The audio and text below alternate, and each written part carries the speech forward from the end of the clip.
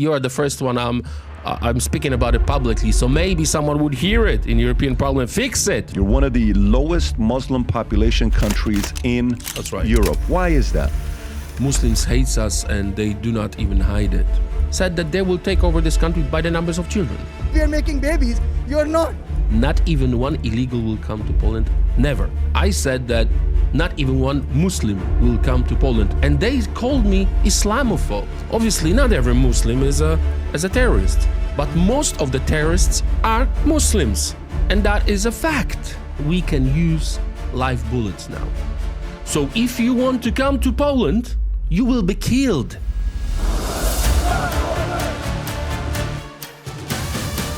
Whatever happens in America, 6 months later, we have it in Europe.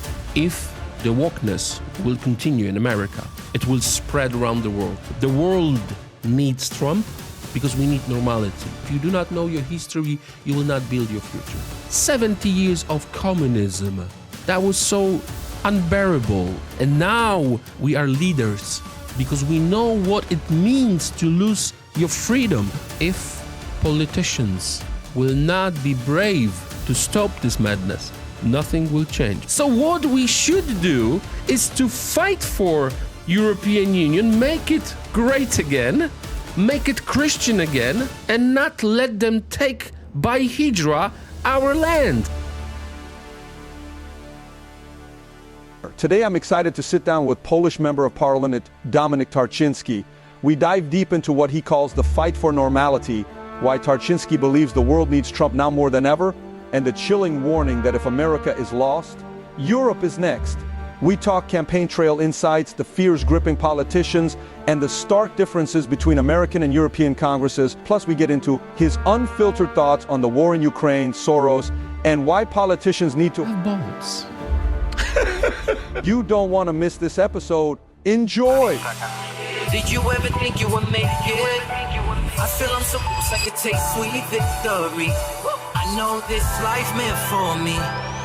Yeah, why would you bet on Goliath when we got bet David? Valuetainment, giving values contagious. This world of entrepreneurs, we get no value to haters. How they run, homie, look what I become. I'm the one. So, you know, we interview a lot of interesting people that come on here, but there's every once in a while, there's someone that I'm pursuing to interview where I'm like, I want to sit down with this guy. And normally a lot of the guys we talk to, they could be from here, from all over the world. This one flew in from Poland. So why would we talk to somebody from Poland?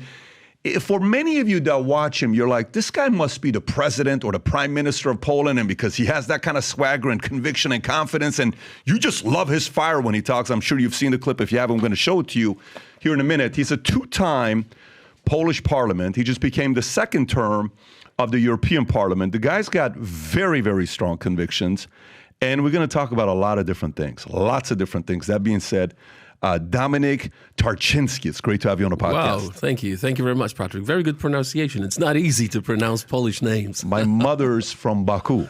Oh, there you go. My dad is Assyrian. I lived in Iran, so I speak 5 languages, so you have to learn all these different things that we talk about. Thank you for having me. No, it's great to have you on. And you know, first of all, let me just start off for the audience to know how you write love letters. This is a love letter you wrote to the president of EU. For some of you guys, maybe your husband writes you a love letter.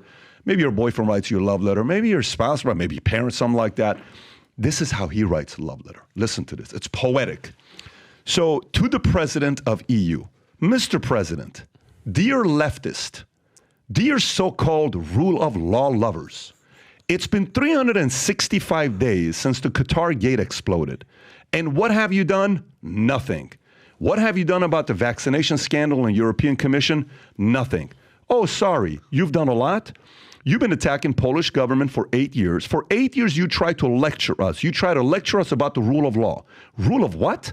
Rule of corruption? That's what it is. It's your people who were arrested. You are trying to lecture Mr. Trump, Mr. Bolsonaro, Mr. Milei. You're trying to lecture the whole world, conservative world, about the rule of law. And your people are arrested for corruption. You have no right to lecture us. You have no right to telling us what the democracy is. You have no right to tell me what the rule of law is.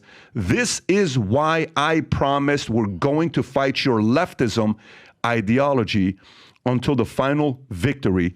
so help me God. This doesn't sound like a two-term Polish parliament. This doesn't sound like a two-term European parliament. This sounds like the future PM president of Poland. Is that at all in the plans, or you're starting on? Yeah. Okay. Every politician has ambition to become a president. If I wouldn't have these ambitions, I wouldn't be a good politician. We do have elections next year. Our political party did not make any decisions yet. So we'll see. If there is a need, I will run. But again, there is no decision yet. We have to do a proper survey. We have to really look for the answers, what people want, what people need. So I might run, yeah. That's the answer, but there's no decision yet. Okay. Now, is it you choose to run, or is it, hey, let's have him run? How does it work in Poland? In Poland, well, the system in Europe, in Poland, is completely different than in America, right? In America, you have primaries, you have decision of the Democrats or Republicans, and in our system is different. We have, let's say, a board of 6 or 10 people who are in charge of our political party. We are trying to find the best candidate. Then there is a common decision. First of all, do you want to run? If you want to run, if you're ready to fight, do it. So our CEO, let's say, Mr. Tarczynski, he's in charge of our political party, and he will make a decision. Obviously, you can run as an independent. Got it. But it's not a good choice.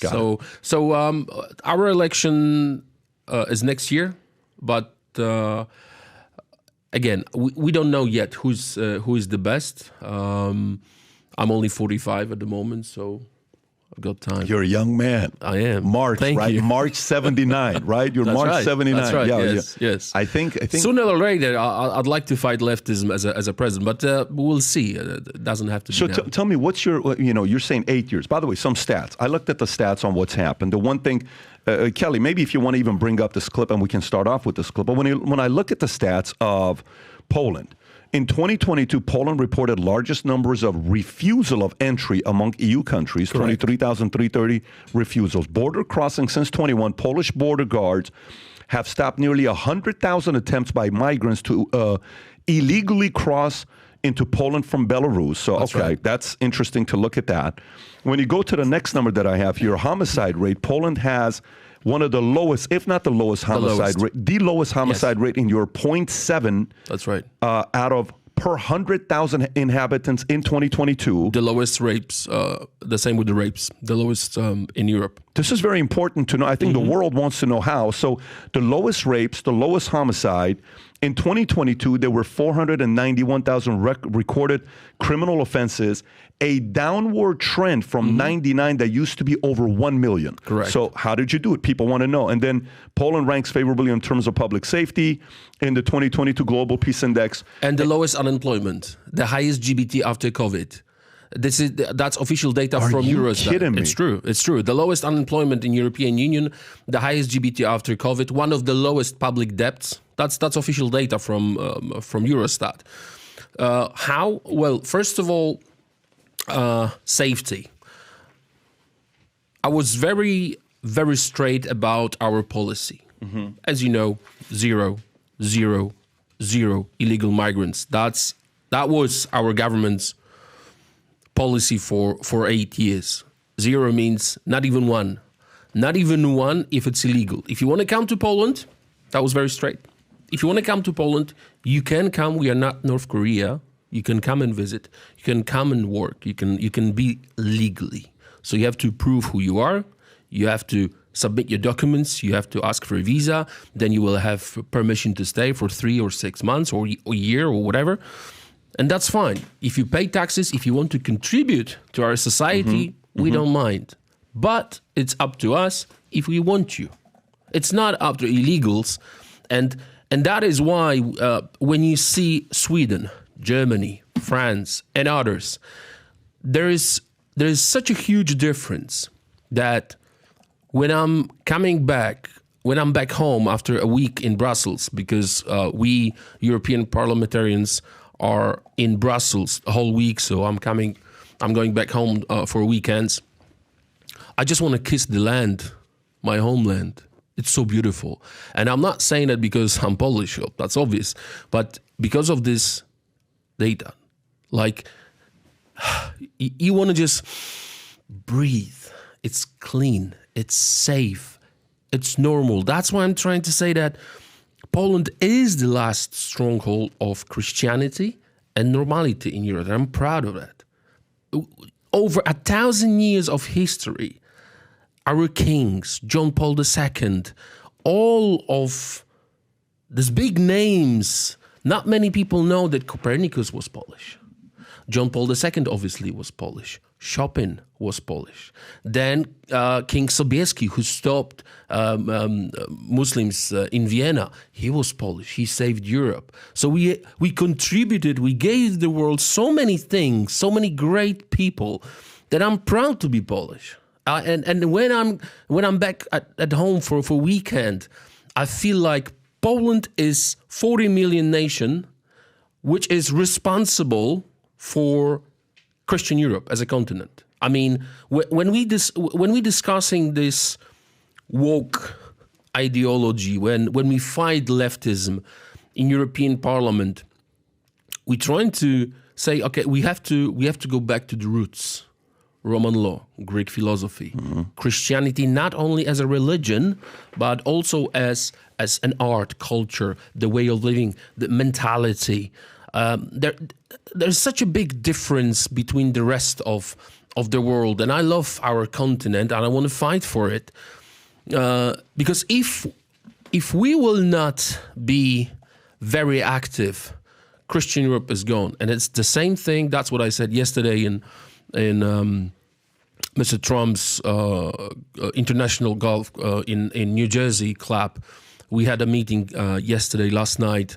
Bedminster? Yes, and we had this Catholics for Trump meeting.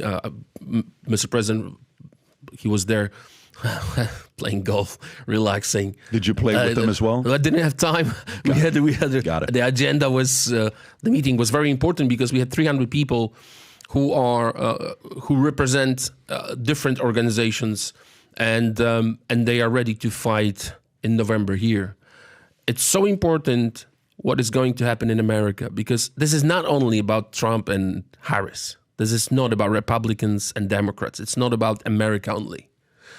If Donald Trump wins, we have a chance to back to normality. To normality, basically. If the wokeness will continue in America, it will spread around the world. Because what I see in Europe, whatever happens in America, 6 months later, we have it in Europe. Right? Guys in addresses, wokeness in full scale, gender ideology and all this. It started somewhere in here, and 6 months later, we had it in Europe. So whatever happens in here, it's going to happen in Europe and in different parts of the world. So we need Trump. The world needs Trump because we need normality. Our Western civilization will be destroyed if he's not going to win. I believe he's going to win. That's why I'm here. The reason I came here, obviously, is because of your invitation. Thank you again. But I came here to join his team and campaign with Polish community, with the Poles who will vote in November. So I'm going to spend it's 12 weeks left. Mm-hmm. I'm going to spend some time here, and I'm going to work hard to help Mr. You're Trump. here for the next 12 weeks? Yes. You're going to be in the States campaigning? Campaigning. I'm going to start with Pennsylvania. Got it. Then Michigan, and then Chicago. Really? Because, yeah. They called you to say, would you be willing to come and campaign for us? Yeah. I mean, I had a conversation with Ed Martin, who is in charge of Catholics for Trump. And we decided that we're going to start open meetings in the parishes and then dioceses. What a great move. Yeah. That's what we need it. We need it. It's right. not because when I see what might happen, if she will be elected, I'm trying to remember about my kids, grandkids, and about the fight my grandpa was leading against communism. That's my very personal story about my grandfather. As you know, Second World War ended in 1945. For Poland, this war ended with the tragedy of communists taking over Poland. So Germany lost, Soviets took over half of the Europe. Poland was under the Russian occupation. And my grandpa decided that he's not gonna finish his fight in 1945. So he fled to the forest, created an army, underground army, and he fought until his colleagues fought until 1969. Not many people know. It was 200,000 people army, underground army fighting communists. So your grandfather left? He was in charge. He was in charge of one of the branches of the army in the eastern Poland. So my family, I grew up in the environment when we hate communists for what they have done to us. We love freedom, and I know that if I will not be very active now in America, Europe will be lost again. Europe will be lost. America will be lost, and then Europe will be lost. So there is a very personal, very deep meaning for me to be here. It's not only politics. It's called politics for me, but for me it's the history of my country, history of my family, and the future of my family and my country. So I see this as a duty to be here, to do whatever I can to help Donald Trump, because again, it's not about politics, it's about our life. It's about the way we want to live, and we want to prepare the world for the next generations. It might sound big, but it is big. That's how I see things. So that is the reason I'm here. Dominik, a lot of times people say, well, when I go to Europe, like Tom was in Austria at the Formula One race, and he says, him and Leo, and he said, hey, when we were there, they took their families and they love Formula One. So, look, when we're talking to everybody, say, hey, we know you from the podcast. We need Trump to win. Why do you need Trump to win? Man, the world's a safer place when you're here. That's a secondhand story. Someone's telling you, and then they share it with other people. This is what people told me in Australia. This is what people told me in Europe. This is what they told me here. But you're direct contact. You're in it. You deal with EU. You deal with Poland. Right. You deal with your neighbors. You're one country in between you and Russia. So you're dealing directly with what's going on, right? And in a minute, I'll be asking you about Nord Stream, Putin, all these other things, NATO. I got a lot of questions for you. This may be a 2.5 hour conversation with you. But why is it what happens in America so important, what happens here, because that bleeds to the rest of the world? I'll give you an example. Mr. Trump, as a president, is having a speech in UN before Ukraine was attacked. And he's directly speaking to German delegation. And he said, that's very famous speech from Mr. Trump. He said, do not cooperate with Russia. Do not take a gas from Russia, because you will become dependent. You will be dependent on Russian oil and gas. Germans were laughing. They were sitting there, like that and laughing at Mr. Trump. You know what happened 6 months later? They called Poland and they asked us to share gas with them because they had a problem with energy, because Nord Stream was destroyed. Russia was on sanctions, and they couldn't cope without help from Poland. And what I mean by this example is, he is right about not only about energy, he is right about geopolitical situation. He knows history. His visit in Poland, when he was describing Polish history, was amazing. The accents of different parts of Polish history was amazing. So he knows what Russia can do. Very famous words from Polish president who was killed in Smolensk, Russia, plane crash. he said before he was killed, because I believe he was killed, he said in Georgia, when Georgia was attacked by Russia, he went there and he says, now Georgia, next Ukraine, then Baltic states, and then maybe Poland. Russia never changed throughout history. 16th, 17th century. You have to remember Poland was not on the map for 123 years because of the partitions. And obviously the authors of the partitions, mainly Germany and Russia, never changed. We had in 1410 we had a very famous battle, war between Germany. That was 15th century, then 16th century, 17th century. Every century was aggression, partitions, and Poland did not exist for 123 years. Then, in 1918, we gained our independence back. And then in 1939, they attacked as well. Not many people knows that the war started on 1st of September 1939. And 16 days later, started by German attack on Poland. And then 16 days later, Russia attacked Poland from the east. Everyone, thinks that the Second World War was just Germany. No, it wasn't. It started with Germany on the first. Pact Ribbentrop-Molotov was a deal between Russia and Germany, and they attacked Poland from west and from the east. When they had a problem, Hitler with Stalin, when Stalin decided, okay, I'm going to take over Germany now, he took over Poland in the same way as Germans. So we experienced so much pain. 123 years of non-existence, 6 million Poles killed during the war, 70 years of communism. That was so unbearable for the nation. And now we are, by the numbers, we are leaders because we know what it means to lose your freedom, to lose sovereignty, to be in a jail as a nation for hundreds of years.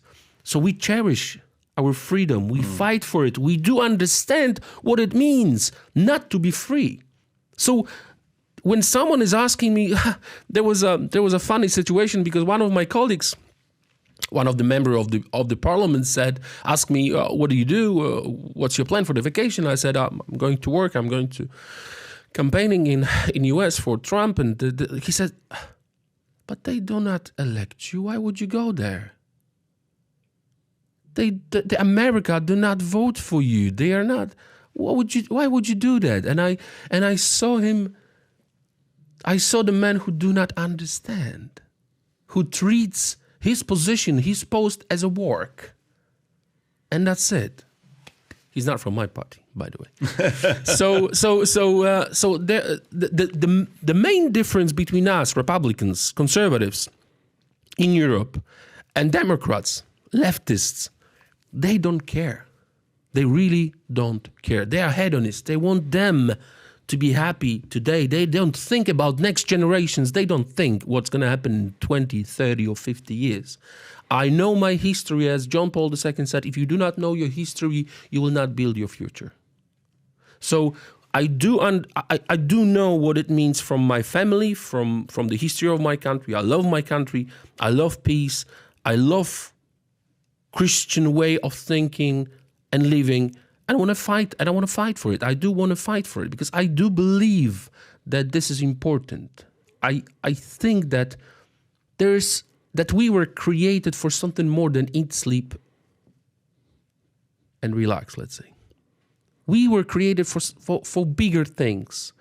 I want to live something after my life. I want to be proud when I'm, please God, 70 or 80, that I've done what I was called by God to do. I do believe that everyone has a talent, and this talent needs to be used in a proper way.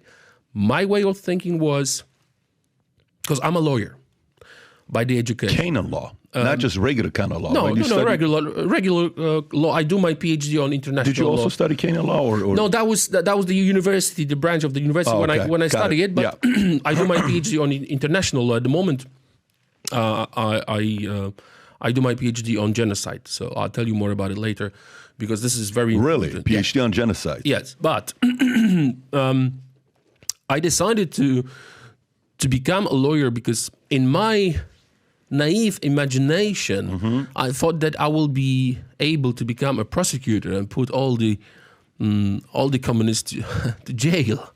And then I found out that the post-communist system in Poland is created by the communists also in a judiciary system. So then I decided, okay, so if I cannot be a prosecutor because they are, politically dependent on post-communists, that was, early 2000s. I said, okay, so I have to be above them in some way. So I'll become a politician. I'm going to create reality rather than fight it. So I decided that I'm going to be a politician, but I served 2 terms in Polish parliament, and then I was elected to European Parliament. If you don't mind, I would describe the difference between America. Please, it'd be great to know. Because in America, you've got Congress and you've got Senate. Yes. In Poland, is the same. We've got Polish Sejm, which is Congress, let's say, and Senate, and then President, right? So, and every country in European Union has similar system. We have 27 countries in European Union, and from every country we have delegates to the European Parliament. It's over 700 members of European Parliament, depending on how big the country is, the population, the representatives, the delegations are different. So I was elected twice to the Polish Parliament, like I would say, for you it's a state kind of thing, and then elected to European, and I was really shocked by ignorance, by lack of common sense in European Parliament, where Germans are leading.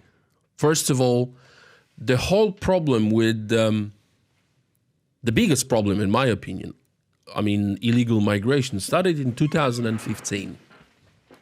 It started when German economy was booming. They needed cheap labor, basically. They were looking for a cheap labor, so Angela Merkel decided, okay, so let's move people from Africa and other places in the world to Germany. They're going to work for less than Germans. We need hands to work. And then the campaign Willkommen started. But they found out, Germans, very, very fast, that there's no engineers, there's no doctors, but there are rapes on the streets.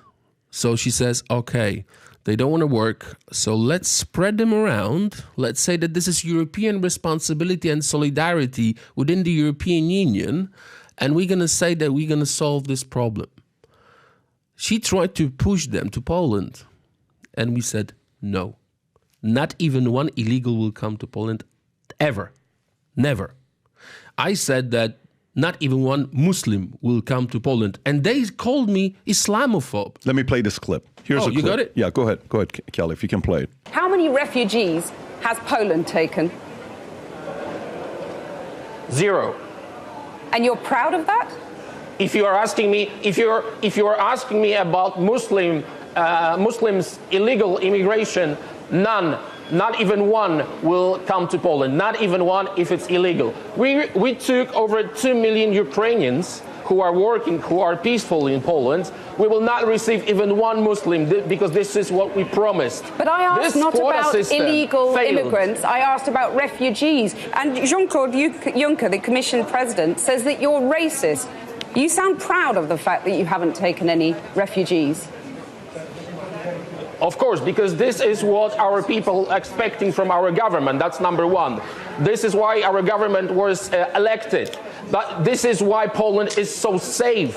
This is the reason why we had not even one terrorist attack. Look at the streets in Poland. And we can be called populists, nationalists, racists. I don't care. I care about my family and about my country. Now, I watched this, and I searched it. Kelly, if you can search this as well so the audience can see it. What percentage of Poland is Muslim? Just search that. And if you can do it on Chrome, not on Apple, if you type in what percentage of Poland is Muslim, it would say 0.1%. You're one of the lowest Muslim population countries in Europe. Why is that? Well, first of all, I think the main reason is that we never agreed for illegal migration. That's number one. But we have Tatars in Poland, very beautiful Muslims who helped us to fight during the war. They never caused any problems. The problem started in 2015 when migration started from Muslim countries. That's why they called me Islamophobe. It has nothing to do with Islamophobia.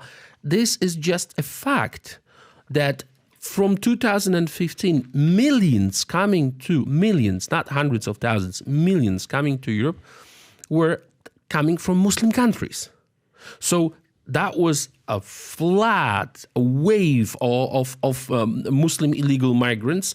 And we knew and we know that this is a hybrid war, organized by Putin through Belarus. So if someone is asking me how is it possible, it's very simple.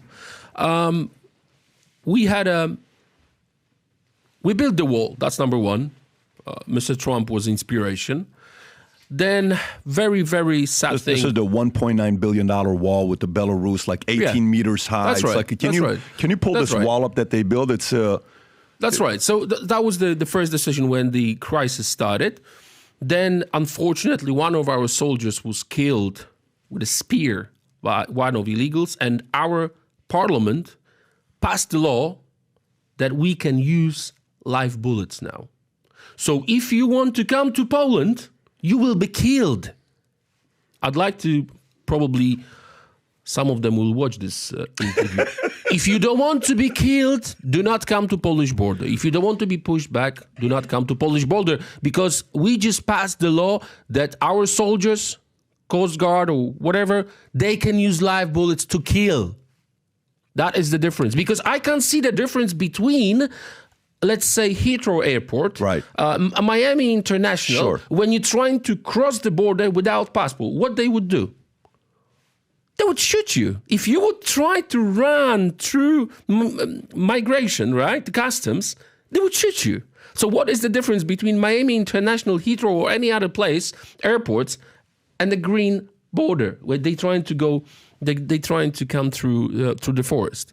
So now Polish forces services are allowed to use live bullets and kill. What country has taken on the most Muslims? The millions that have come in, what country took up the most?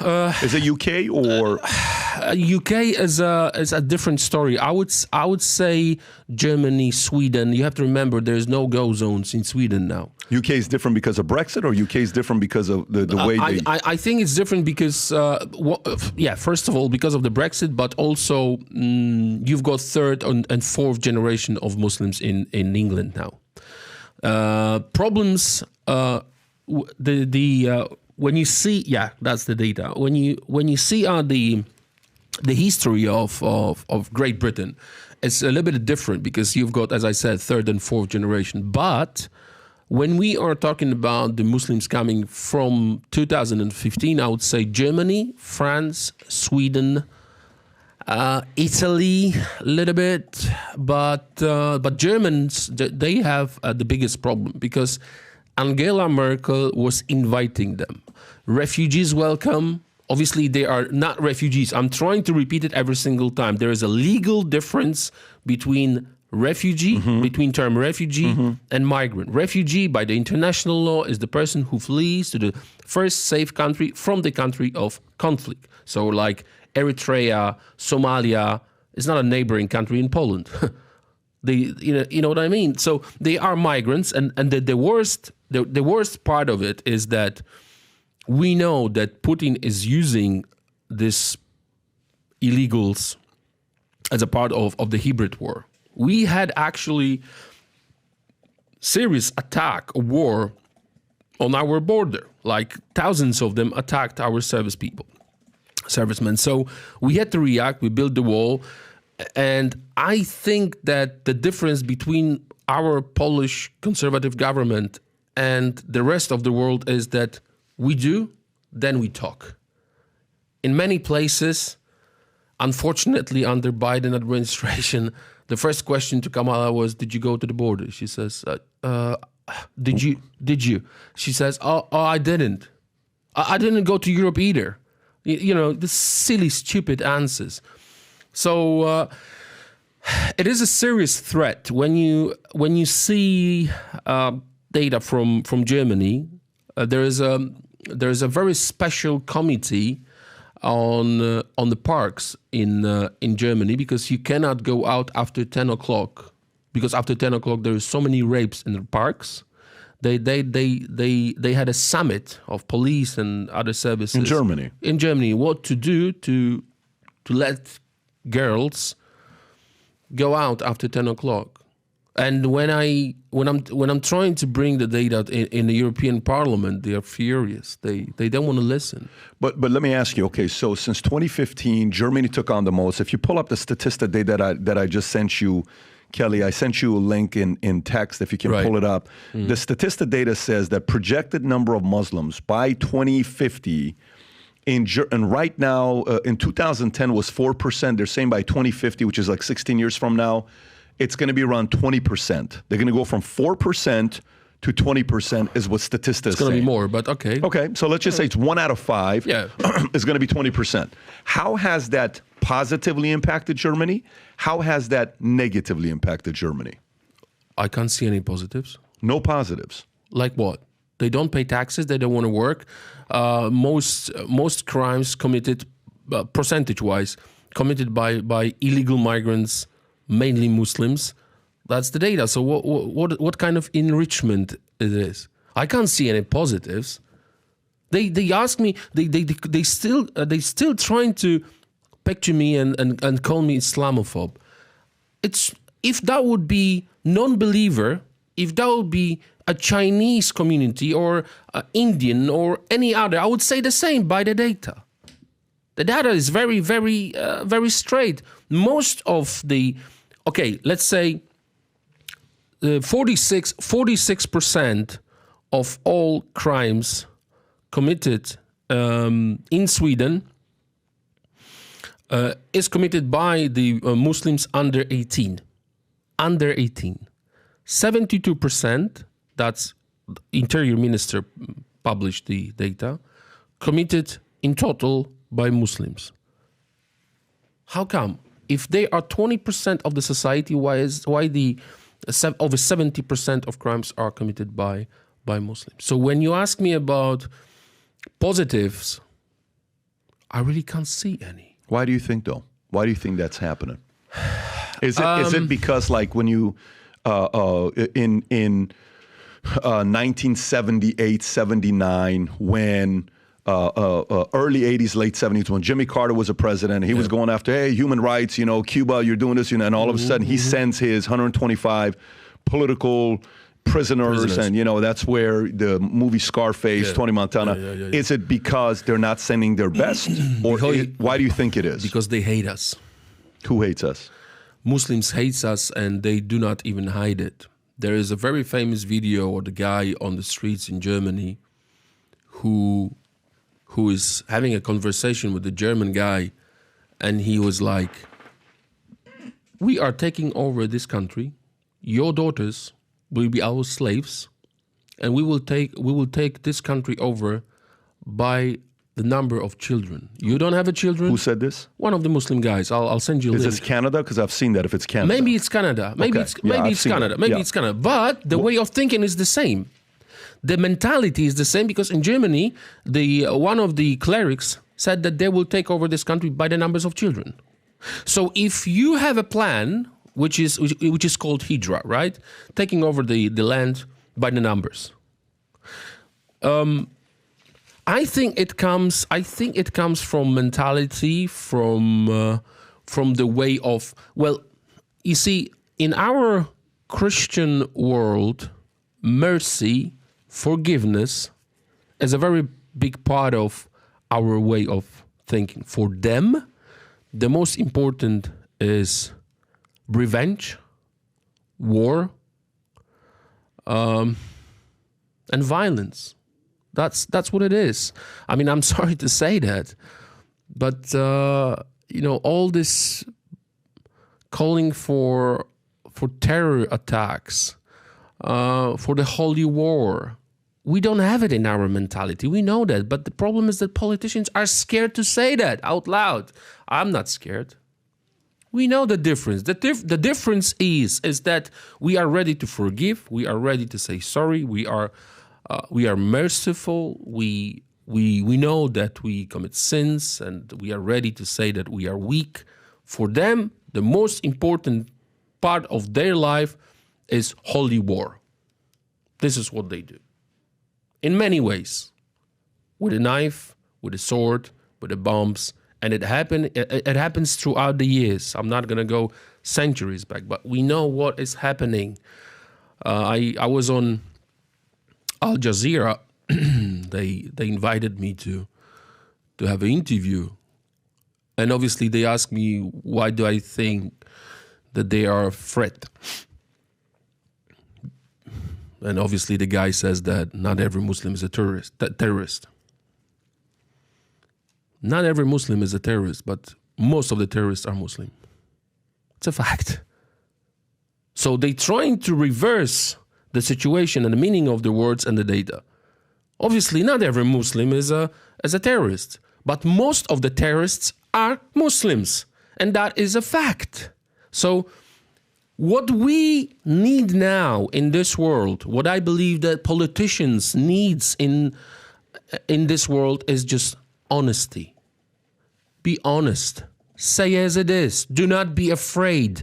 I have this impression that most of the politicians are afraid of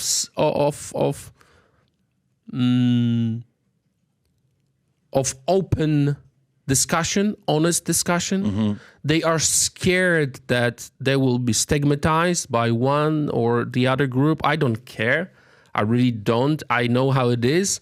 I speak with my neighbors, and everyone is just terrified. It's what is happening now is a fear. Different kind of fears. COVID. They tried to fear the whole world, lock us down. Terrorism. And then radical Islamists. Fear. Fear is present. So we have to free ourselves. We need politicians who do not afraid of calling things as they are. And I think we have to fight for normality, for the normal language. Look at these pictures and footages from Iran before the revolution. That was a beautiful country. Mm-hmm. Beautiful country. Mm-hmm. What happened? What's happened in 70s and 80s? They destroyed the beauty of this country. They just destroyed it. It wasn't ages ago. That was 70s. And look what is happening now. So when you ask me for the positives, maybe I'm an ignorant, but I can't see any. When I see the world, September 11, and many, the terror attacks in London, then stabbings and rapes in Germany and in England now, every single day, we have a news in Europe that someone was stabbed, raped, killed by Muslims. And this is just a fact. And my problem is that clerics do not react. If you don't want anyone to be Islamophobe, I'm not. It has nothing to do with religion. It's about data. React. You should condemn them. I can't see any condemnation. That is the problem, that the Muslim world the clerics do not react for so much pain, for so much hatred. And this is the problem, that if that would happen in a Christian Catholic world, Pope would react, bishops would react, parishes and communities would condemn the violence. This is what normal world would do. I can't see any of those of this kind of steps and in a Muslim world. That is my problem about it. So let me ask you this question. So right now, there's multiple angles we can go here. One is you're living in Europe. Mm-hmm. You're part of the EU. You said 27 of you guys, mm-hmm. right? Mm-hmm. And in the EU with 700 members, mm-hmm. you're one of the 700 members. you guys don't agree with each other, right? Mm-hmm. And there's a few of them that are like you. Who would you say are the most conservative ones? Would you say you, Hungary? Who else would you put on that list of countries in EU that you guys are aligned with? Well, we do have conservatives in every single country, but let's say from Poland is 20 of us, from Italy 24. So every country has a different. Out of 700, how many would you say are conservative? Real conservative? Yeah. 100. Are you kidding me? Okay, so let's say 100 out of 700 are conservative. The rest are 150. Okay, 150 to 100 to 150 are conservatives. Okay, if you're part of EU, you have 0.1% of your population that are Muslims. Mm-hmm. If the EU says, listen, you guys can't do this. You got to take some of these migrants to come to your country. They already did. They already said that. And then what do? I'm a politician. I mean, I would like to describe it with my finger. Okay, I got you. But I don't want to do it. We said no, we're not going to do it. So they says you're going to pay a penalty for not being in solidarity in our system. We said we don't care. We're going to pay because. So they can fine you. Yeah, they did. How much was the fine? That was about €1 million a day. €1 million a day, and you guys paid it? Yeah. So it was worth more for you to pay 365 million euros a year than to allow more Muslims into your country? Of course, yes, because life has no value. Of course. We did. At what point would you say, what if they make it 10 million a day? That's 3.65 billion. We would pay, yes. What if they pay you 100 million a day? Even if they would fine us $1 billion a day, we would still fight for our life because they think, and that's very good point you made, because they think, the way of thinking mainly from Germany, is that they can buy you. They can fine you. They can destroy you by money. But they don't understand that we have dignity, honor, history, and we went through so much that money is not the most important in our life. It's not our core. It is important. However, it is important for our economy. But you have to remember that if they would mess up with Poland, they would find Poland taxing their products, and we have the tools to fight back. What's your tool? Well, Great Britain left European Union. That's the point I was going to get to. So would there ever be... If they would do it, if they would put us in a situation when there is no choice, we would say bye. And then you will pay taxes, you will pay for the transportation through Poland. You have to remember that our geographical position is very, very good. We are in the heart of Europe.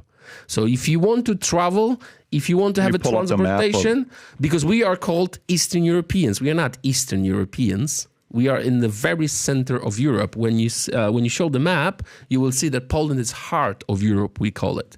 So, and it's 40 million. Look. Can you zoom in? Can you zoom in? Yeah, there you go. So if they want to travel, if they want to have a transportation, they would have to pay a lot. We can use, you see, that's very hard situation for us in history, because on the east is Russia, on the west is Germany, so we paid a lot throughout the centuries because of that. But now is the time to fight back economically. So it is a very hard situation, of course, but it's not a waste of money. It's an investment. So there could be a possibility of, just like a Brexit, for there to be a Polexit. I'm not in favor of Polexit at the moment. Why is that? Because I think that European Union can be a value. It is my home. It is our project. It should be as it was in the beginning. You have to remember the founders of the European Union are about to be saints. Yes, the process of canonization is in progress.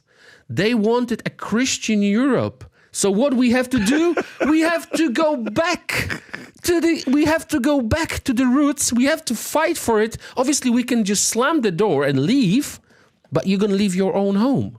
I don't want Muslims to take over European Union. I don't want communists to take over European Union. This is my European Christian Union. If you Google founders of the European Union, Robert Schuman. one of them, canonization, beatification process, you will find the information that they are about to be saints. Wow, I see it. So what we should do is to fight for European Union, make it great again, make it Christian again, and not let them take by Hijra our land. Okay, so at the moment is obviously, if there is no way out, obviously we're not going to be suicidal, we're going to leave. But at the moment, I believe that the project is worth to fight for it because it was created by the future saints. It means a lot. So we have to fight for it, just like for our own countries. We cannot just leave the room, slam the door because communists are in power for the last 5 or 10 years.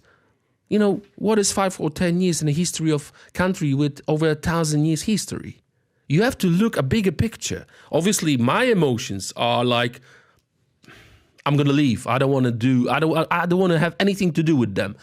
That's the emotion. But then you sit, you think, you've got strategy, you are patient, you work, you fight, and you win. So that's a bigger picture. Obviously, if the situation is as bad as, I don't know, Sweden or anyone else, everything might happen. You know, we are a free nation, we do referendum, and nation will decide. We're not going to be a martyr of political correctness that you have to be the part of this club. You know, the club is beautiful, but everyone should have the same duties, the same rights. It doesn't work this way. That is the problem. Okay, so do you see any progress with Germany or the EU taking on fewer immigrants coming in? Do you see progress happening there? Meaning, are they sitting there saying, you know what, Dominik, you make sense. Yeah, you know, the results you guys have in Europe, the lowest amount of crime, the lowest amount of rape, the lowest unemployment, True. right? True. You know, it's a place you guys, you're 76%. What's the percentage of Christianity in the Roman Catholic? 71.3% your population is that. It used to be 87.6 in 2011. So you've dropped 16.3%, right? So Germany may say, yeah, you guys are doing great. Matter of fact, moving forward, we're all going to do that. But that's not happening. It's not happening because of their ego.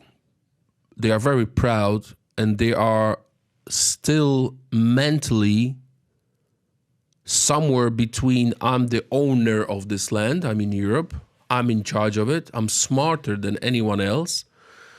They want to rule Europe. Eurozone, Poland keeps its own currency, Polish zloty. We did not join Eurozone. Eurozone is in a very, very deep crisis. And they don't want to hear about any changes because they would have to admit that we were right. The unemployment, youth unemployment in Eurozone is about 28%. There is a speech of mine on the last session of the parliament because now it's a vacation time in the parliament. Parliament do not operate, but we had a final session. We had a final session just in the end of July. Ursula von der Leyen was there, and I had a speech. I gave her data. I gave her questions. If you could Google it, I think the speech is somewhere there. She was smiling nervously. She was nervous, but never answered the questions because when you... okay, one of the examples. As you know, one of the biggest political projects in European Parliament, in European politics, is so-called Green Deal, right? So they have a new god, ecological god, and they are reducing pollution in European Union by new taxes, this and that. I asked her how she wants to save this planet, not European Union, planet, if European Union is responsible for 7% of pollution of the world, and she wants to reduce pollution in Europe by 90%. How do you want to operate? How do you want to? It's impossible to eliminate 90% of pollution, and they want us to pay for it. Obviously, mainly German companies are making money on windmills and other stuff because they are in the situation when their economy is just dropping so badly, and they have to find a way to make money on Europeans. So Germany, who is in charge of European Union, because this is true, we have 27 countries, but they are ruling with France mainly all the biggest projects. They are trying to force us, first of all, to take migrants, to reduce pollution, and the way they do it is so ridiculous that we are against it. And the funny thing is, you would not believe that. The funny thing is that for the last 4 years, there is no hot water in the European Parliament. What do you mean? There's no hot water because something was wrong with the pipes in the Parliament. They cannot fix it for the last 5 years. Are you serious? I'm serious. Even there was a funny thing because Ursula von der Leyen, as she's in charge of European Commission, as you know, she was doing these videos promoting washing her hands during COVID. And there was a video of her washing her hands in the European Parliament, but nobody knew that this is a cold water because there's no hot water in the European Parliament. Hello, European Parliament, fix the pipes. It's a joke. It's a joke. Is that a well-known fact that there's no hot water in the European Parliament? Everyone, everyone who is using restroom in the European Parliament knows that there is no hot water. And you are the first one I'm speaking about it publicly, so maybe someone would hear it in European Parliament. Fix it, fix the pipes, and then fix the world. Stupid. So go back to it. So you don't seem optimistic. I just looked at the countries ranking, GDP-wise in Europe, and I think you guys are number 6. Netherlands ahead of you. Yeah. Then it's Spain. Then it's the top 3. The ones that France, whatever. Now, Germany. Yes. Yeah. Now, so. It doesn't look like they have to. Do they look at Poland like you guys are you're the small little younger brother. Just kind of stay in your lane and don't. Who do you guys think you are? We are the people that have all this history. That's Who right. are you? Do they kind of look at you like that? Of course. There is. We call it Europe of two speeds, or old union and new union. They still think that we are post-communist country, very poor country, and they see us as a problem in many cases, because the main problem, I think, it's not economy, it's not competition, it's mentality.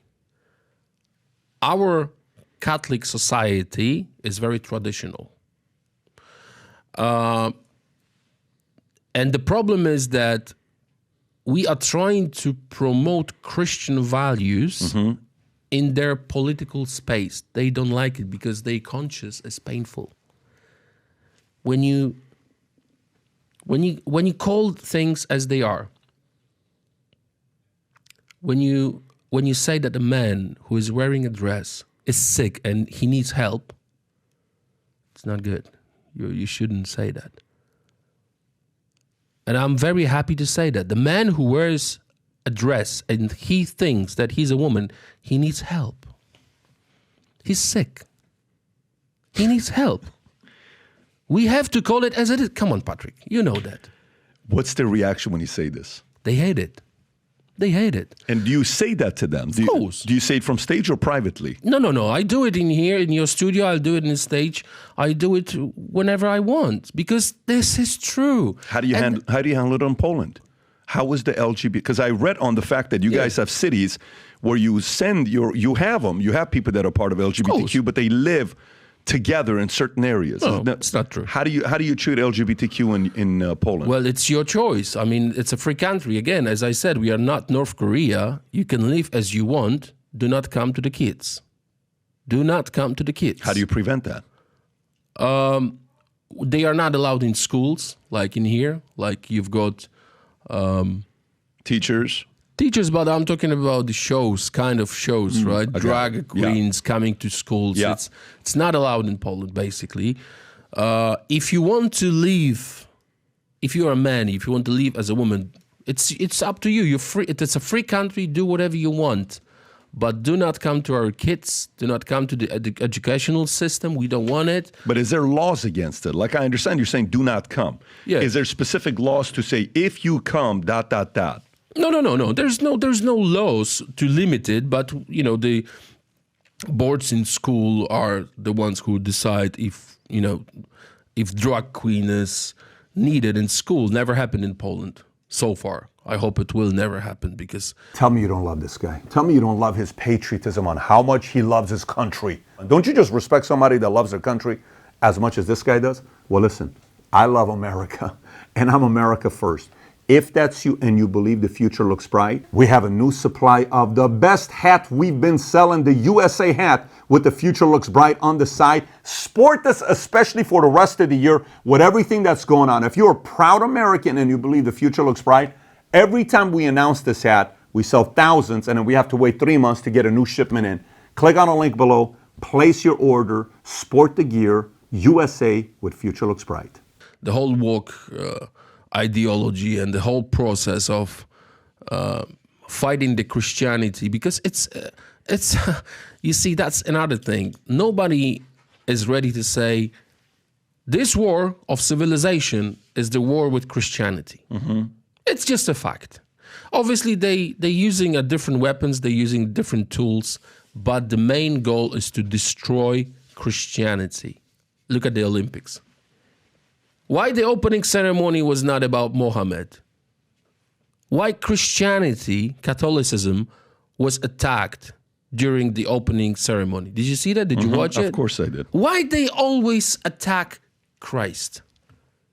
Always. In the movies, in the music, they all wear crosses. They all just attack Christianity. And I keep asking this question, why the other religions are not attacked? It's always Christ. So this war is a war of civilization, and this war is a war between good and evil. And this war it is a war against our very basic truths and fundamentals of our life and our existence on this planet. What's your position on who's pushing this agenda? I mean, you are close to where Davos is and, World Economic Forum, and you got Klaus Schwab, and you got the Globalists and all the agenda and all this stuff that's going on. And, you got, I don't know if you follow the story, the committee, the 300, the real people at the top. Who's in charge, That's right. So I had a guy named Stephen Greer on, very interesting guy. And I said, who's the most powerful people in the world? He says it's people you don't know. It's behind closed doors, that they're very quiet, but they have a lot of power and they have influence. But who do you think's behind pushing an agenda, accelerated the way it has the last 4 to 8 years, that logically it doesn't make sense, but so many people of power are sitting there endorsing it and saying, yeah, we should be doing this? Politically communists, mental communists, spiritually Satanists. That's what I think what is happening, because most of these people, in my opinion, just sold their souls to the evil. I'm not sure if they are aware of it, but the things they do are spiritual, in my opinion. This is not political only. Who? Maybe 300. Look at the fruits. Look at Soros. His present and his history. You know the history of Soros. He had no problem to sell people, basically, during the war. And he said, if I wouldn't do it, someone else would do it. That was his explanation. So when I look at Soros and others, they are evil people. Very, very bad people. I would not be able to sell someone's life, kill someone, in fact, send someone to death, because someone else would do it anyway. What kind of way of thinking? It's evil. So what he does in Poland, in Hungary, Albania, and other countries now is just supporting very much radical leftism, which is responsible for this war against Christianity. So again, his works, it's not political. It might look political, but the most important is to destroy family, get rid of Christianity, wherever it's possible, and fight Christ. Why? I think because evil is present and from the beginning, and I think in different part of history of humanity, you always had a war between good and evil. He's the king of this world, the evil one, and it's up to us. Our free will is the greatest gift, and you decide if you want to suffer and fight for Christ, for good, for mercy, for future, or you want to sell your soul for billions of dollars, in some cases, millions, for fame, for power. These people are sick. There's a moment in your life when you reach the level of richness that money is not enough. You need power. When you get power, it's not enough. You have to own people. That's why we had babies as victims of satanic rituals. So... Very interesting. So you said what? You have money, then power, then you own people? Then you want to own someone's life. In many cases, you want to take this life away. You want to be like God. This is what is happening when you have money, power, then you want to be a god. You want to take away lives. That's why they sacrifice. That's why the Satan is sacrificed. Children, that's why Hollywood, many of Hollywood are coming out now. Many of Hollywood stars, look at, I don't know, Mel Gibson and others. They are talking about it, Jim Carrey. They are talking about it out loud. But in many cases, very often people are like, he's nuts. Listen, he went crazy. Something's happened to him. He went too much religion. He's too much religious and this and that. But it's just a fact, in my opinion. It's just a need of power, and then when you have power, you want to be God. Let me ask this question for you. So let's go back to Muslims, 0.1% Poland. Right. I looked up Russia, they're at 18%, right, give or take, right? And you've heard Putin talk about, Muslims, Khabib, the UFC champion, greatest, UFC fighter. Yeah. I've had a great conversation with him. I'm a Christian myself. I'm fiscally conservative. I've been a registered independent for 15 years. The more I get older, family, I see what's going on, the more, conservative issues become in my life. When I think about the one area where Muslims will not compromise anything, right? If you try to bring LGBTQ philosophy, ideology to Muslims, that is a part where they're not going to cross. They're not going to allow you to cross the line. That's just not going to happen with them. That's not something they're okay with. Okay. What is your thoughts on a positive role? The Muslim community, they're not going away. It's 2 billion people worldwide, and they're having more kids than anybody else. So unless if Christians start having 6 kids per, which is not going to happen. Our numbers declining. In our lifetime, no, it's not going to happen in our lifetime. No. By 2060, the numbers are all in their favor. The House in U.S., the Senate, politically, they're going to be all over the place, right? What positive role do you think Muslims are going to play the next 10, 20, 30, 40 years against the woke ideology? They will not, because they are not a great example of resistance against woke ideology. I wouldn't say that the guy who is in jail and following the jail rules within the community is a great example for a good citizen. The fact that there's no wokeness yet within the Muslim community doesn't purify them from the terrorist state of mind. That's what I think. and I'm not talking about the old Muslims. Again, I want to be very, very clear. I think there are people who are honest, but they do not take their voice. They do not raise their voice. They do not react as they should when all the terror attacks taking place. And the fact that there is no, there's no wokeness because they are throwing gay people from the roofs. That's what is happening now. If you are gay, your punishment is to be thrown from the roof and you are killed. That's, another extreme. You cannot kill people because they are gay. This is what they do publicly because that's the Sharia law. You cannot cut off someone's hands because, we had this discussion on Sharia law in Council of Europe, and they tried to implement Sharia law in some states of European Union. It's ridiculous. It's 14th century. You can't do this kind of thing. It's ridiculous. So to me, they are not the great example of alliance against wokeness because we just want to have normality. They are killing gay people. It's wrong. It's very wrong. Recently, since October 7th, Israel and Hamas, Gaza, Palestine, the level of division, especially in America, protesting, universities, schools, all the stuff that we've been seeing, very chaotic, very disruptive. It's caused a lot of people to stop contributing and giving money to Harvard. Many, many billionaires, they just stepped away and they're like, I'm out. These are Jews. Yeah. And when you think about percentage of billionaires in America that are Jewish, it's about 17 to 20% of billionaires in America that are Jewish, okay?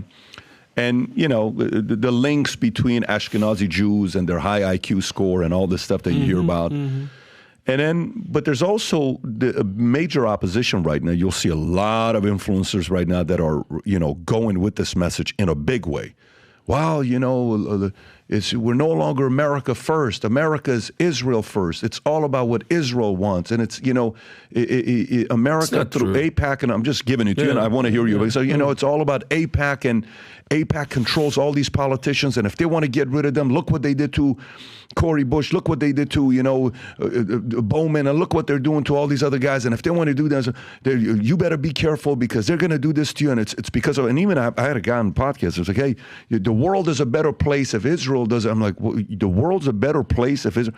Yeah. So what do you say to both sides? Okay, obviously you've been not talking very complimentary of the Muslim community or straight up. I mean, a person's watching this, they're going to know exactly where you stand when it comes down to the Muslim community. That's what I want. As a politician, I want everyone to know what I think, what I'm going to do in a legislation. I want to be very, very clear. I don't like politicians. There's zero gray with you. Yes. Zero gray with you. Yes. It's very evident. Yeah. But what do you say to those that say, Jews, Israel and Jews run the world and, AIPAC runs the world and whatever they want, they get. What do you say to them? I say, look who's protesting against Israel and who's protesting in favor of Gaza. People with the red flags, with the T-shirts with Marx, Stalin, Lenin, communists. When you see, show me your friends, I will let you know who you are. Look at the protests. Universities, not only that. When you see who is protesting, you will see young and old communists. In Poland, to wear a T-shirt with Stalin is against the law. You would end up in jail. Promoting fascism and Stalinism, communism, is forbidden. In Poland? Yes. You cannot wear swastika. You cannot wear communist symbols because we went through so much hurt, so much terrible experiences that in our law, you are not allowed to wear Hitler or Stalin. And I had this conversation, I think, I was on Tucker Carlson. Someone asked me, what about free speech? It's against free speech. So, okay, so let's say that someone will break in your house, rape your wife, kill your children, And your neighbor next day will sell a T-shirt with this guy as a hero. Would you let it happen? Or you would react that a murderer is promoted as a hero, as someone who is special, who's cool? In Polish law, you are not allowed to promote communism and fascism. You cannot have Hitler and you cannot have Stalin on your T-shirts. In US and in other places, people who are protesting against Israel in favor of Gaza or Palestine, whatever, they are communists. And when I see them, when I see this crowd, if someone is asking me, I am very, very straight. I hope Israel will do whatever it's needed to keep Israel safe. Because on one side, we have these communists, idiots, who do not know history, do not know anything. They do not know what's 2 + 2. But on one hand, we have these communists protesting against Israel in favor of free Palestine. On the other hand, we have very rich Arab countries like Qatar, who are responsible for the biggest corruption scandal in European Union. Qatargate exploded, and it was about $50 million as a bribes to members of the European Parliament for a beautiful, good PR for Qatar. As you know, Qatar had a problem. We had a problem because many people died during the stadium buildings before the World Cup, and they tried to convince the world that everything is okay on the building sites, that the conditions are good and workers are fine. Many of them died. So what they did, they went to vice president of the European Parliament, and apparently, from what we heard in the parliament and in the media, they paid over 50 million euros, Qatar. Basically, they bought a vice president of the European Parliament, many of members of the European Parliament, to work for Qatar. So from one side, we have stupid communists. Then we have very rich Qatar paying bribes for PR in European Parliament. And then Israel is the one who is blamed for all the evil. Israel has the right to protect itself. What happened in October was unacceptable. And now they pay the price for their radical Islamist terror, which is spread for years throughout the world. If you could name me any Israeli terror attack, do you know any terrorists from Israel? Every single time we hear Munich, then other cases. The world is surprised that the Israel was hunting down Germans who are responsible for Holocaust. The international law. They would tell you USS Liberty, the ship. They would tell you, I would do the same. I would take my gun and kill the guy on the spot. I wouldn't care about international law because the ones who are responsible for Holocaust, they had a mercy because they were like, they were basically. Are you familiar with the USS Liberty incident? Yeah. When they shot down the U.S. ship, Israel did? Yeah, I know. But the question is, does the Israel has the right to protect itself? It's not Israel who attacked Palestine, Gaza. That was the reaction after October. And then on the other side, I'm only responding because I know the audience watching this who doesn't agree with you is going to say, "What are you talking about? No, they attacked the USS. No, they knew the ship. You're talking about October 7th. But I'm telling you, when you said, was there any terrorist attacks? They'll say they attacked the U.S. ship. They'll say they shot down a plane, and then they said, we're sorry. Russia didn't know. They're bad people. Israel, they're forgiven. So they'll come back and say, there is no balance. There is no balance between the aggression, terror, fear throughout the years from the Arab side and the reaction of Israel. First of all, let me show me your friends. Why only leftists are protesting against Israel? When you see the protests throughout the world, all these universities, but on the streets as well, why the left are pro-Palestine? Why? Why Arab countries do not contribute with the migration crisis throughout the world? What about Qatar? They are not taking migrants. Migrants are mostly Arabic-speaking. right? Why they are not going to Qatar? And in the same time, Qatar is paying money for a great PR to attack basically Israel as well, but basically build a beautiful story about itself. And the biggest scandal in the history of the European Parliament, I tell you the story. They were bringing cash from Qatar, and they had a meeting point in Paris. From Paris, in a car, they were bringing loads of cash to Belgium, and they were spreading it through for the corrupted MEPs. And one day they had so much cash, I know that from one of the arrested, that they had to throw it away. They couldn't, and he banned it in the European Parliament. He just trashed it. He put the cash because there was too much of it from Qatar. You're kidding me. What happened to him? He just left it because he said it was physically that was too much. I couldn't take it, so I just. What happened to him? He's arrested. Yes. How many guys got arrested? 6. Each got 50 million, or was 50 million to the 6? No. Each 50. They were caught with 2 million. I'll show you the pictures. Each got 50 million? About 50. We don't know exact numbers, but about 50 each one of them. I'll show you the picture of the suitcases when they were arrested, full of money. Is it public? Yeah. Qatargate. Google it.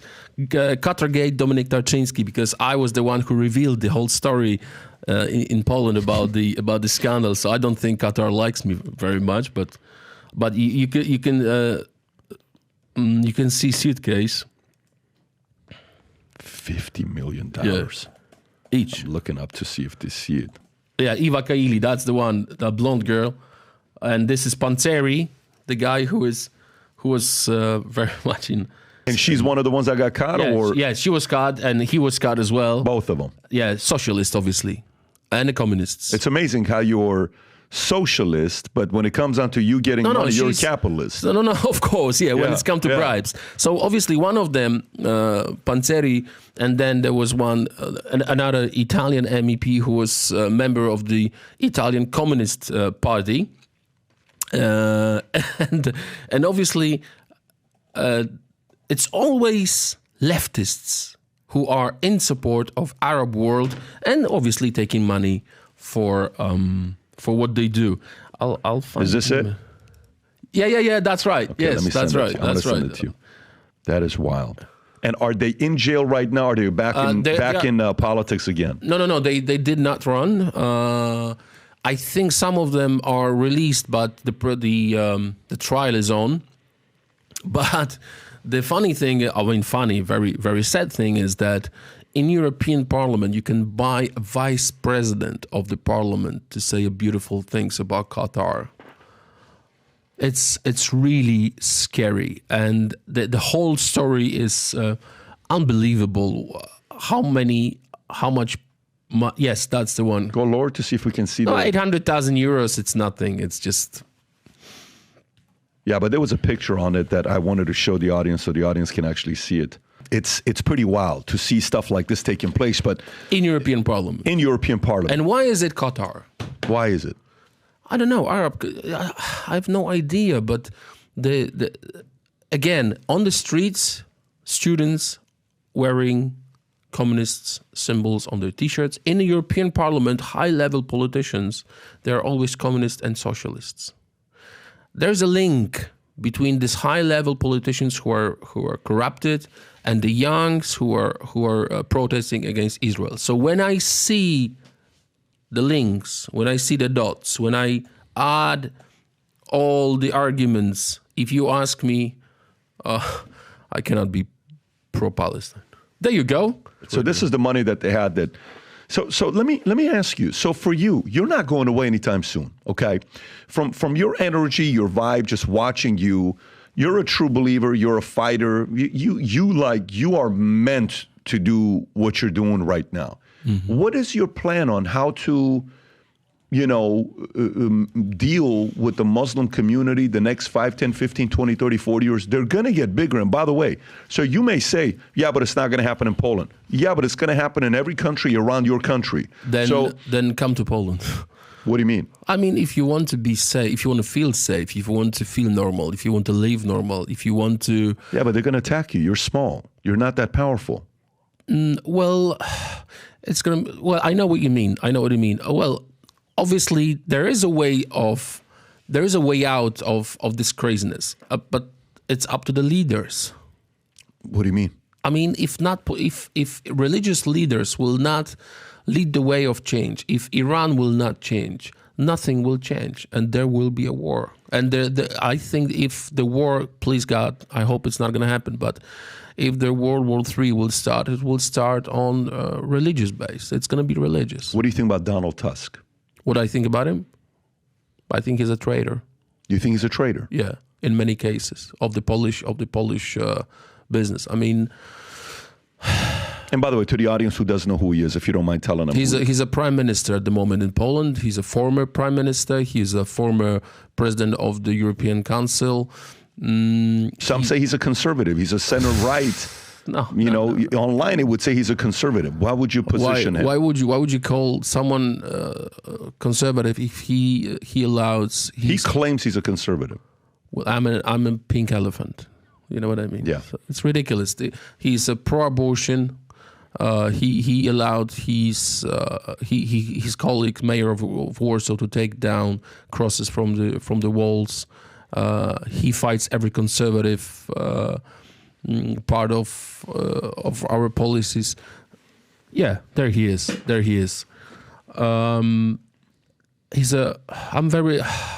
I don't want to go too far, but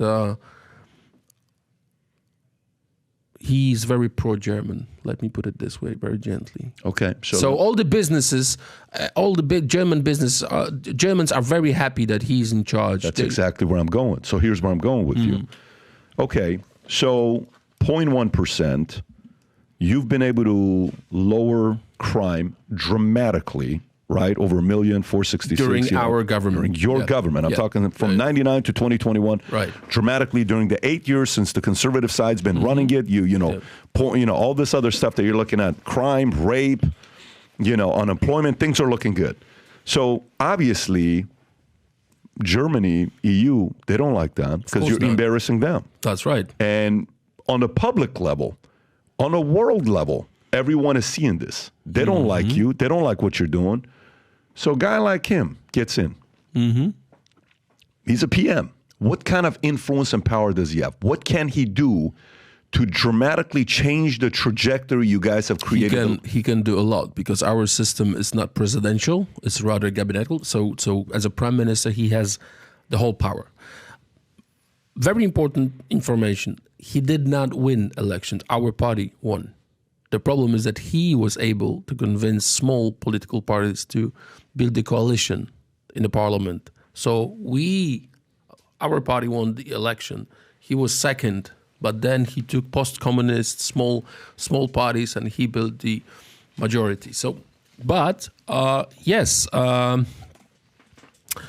there is a risk that Tusk will bring Poland back to 90s when the unemployment was so high. But the most important thing is that he will actually fight the church. And I'm not talking about the church as administrative kind of thing. I'm talking about the people of church, the Catholics. I don't know if you're aware, but we have a very well-known Catholic priest in a jail now in Poland. He's jailed for last, 5 months, I think. And that's the first case, I think, in history when they put the priest behind the bars for corruption, as they say, because they said that he's connected to the previous government and obviously was making money out of the Polish budget. So obviously, I do believe that he is innocent. But to put the priest, a monk, behind the bars, he did that. This is something absolutely new. Is this John Giogan? The name of the priest? Yeah. What's the name of the priest? Michał. Olszewski. I'll show you. Oh, Michal Olszewski. Yeah. It's like our Michael. Yeah, Michael, but Polish. Yeah. So that's very sad. And what was his reasoning for putting him behind you? Well, basically, they said that the political revenge. So it is a political revenge. Priest arrested for political revenge, and this just happened July 18th. That's right. So Father Michael Olszewski. Well, they arrested him a couple months ago, but he's still in jail. He's a monk, and he did that. Okay, so. But the most important thing is what's happened after the Smolensk crash, when Polish President Lech Kaczynski died in Smolensk, Russia. The whole investigation was given to Russia by this man. Tusk gave away investigation on this tragedy to Russians. Why would he do that? Yeah, that's a very good question. But why would he? Because he is responsible for what happened in Smolensk. He is one of those who are responsible, in my opinion. He is responsible politically. He is responsible in many other ways. He didn't want Poland to be part of this investigation, and that's a very big sign of who you are as a patriot. Your president died, and you let other side to do the investigation by the international law. He signed it. He's very pro-Russian. He's very pro-German. He's not a good man. Pro-Russian, pro-German. Yeah. He's not a good man. Okay. So let me go, since you brought up Russia and you brought up Germany. Story comes out, right? Just 2 days ago from Wall Street Journal. Mm-hmm. Kelly, if you want to pull this up, I'm trying to see what page it's on.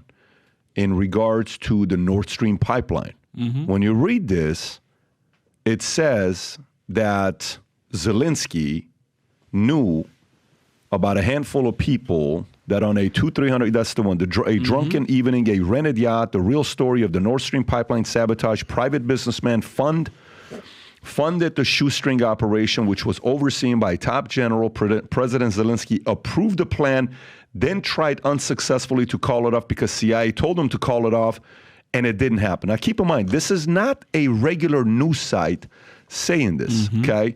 In May 22nd, a handful of senior Ukrainian military officers and businessmen had gathered to toast their country's remarkable success on halting the Russian invasion, and then they're telling all this story. And eventually, one of the most audacious acts of sabotage in modern history, the operation worsened an energy crisis in Europe and assault on critical infrastructure that could be considered an act of war under international law. Theories swirled about who was responsible. Was it the CIA? Could Putin himself have said, because a lot of people was blaming Putin. And it says now for the first time, the outlines of the real story can be told. The Ukrainian operation cost around $300,000, according to people who participated in it. It involved a small rented yacht with a 6-member crew, including a civilian-trained diver. One was a woman whose presence helped create the illusion they were a group of friends on a pleasure cruise, et cetera, et cetera. And then, obviously, Ukrainian President Zelenskyy initially approved the plan, according to the one officer that participated in 3 people familiar with it. But later, when the CIA learned of it and asked the president to pull the plug, he ordered a halt, and the people said, continued with it. Long story short, this is not like a small little blog. It's not a small little site. This is Wall Street Journal. Right. Credibility from the left and the right. This isn't CNN. This isn't Fox. Sure. When it first happened, immediately everybody's like, it's Putin. He did it. Okay, Putin did it. He's the bad guy right now. Everybody goes online. Who owns Nord Stream pipeline? Yeah, Russia. 50.1% owned by Russia. Of course. Who else owns it? Dutch. I think 2 companies in Dutch. One Germans. company, Germany, and there's one other company as well. It's 4 countries that own it, but 50.1% is Russia. So why would he do that? Why would he do that? And then everybody got behind Zelenskyy. Zelenskyy got a couple $100 billion. We should give him money. We should protect him. We should do this. And then there was, the entire thing is done. A text from, I think, former PM or somebody from UK. And we got this one. What is that all about? And they resigned. A lot of weird things happened, right? You're Poland, Ukraine, Russia, right?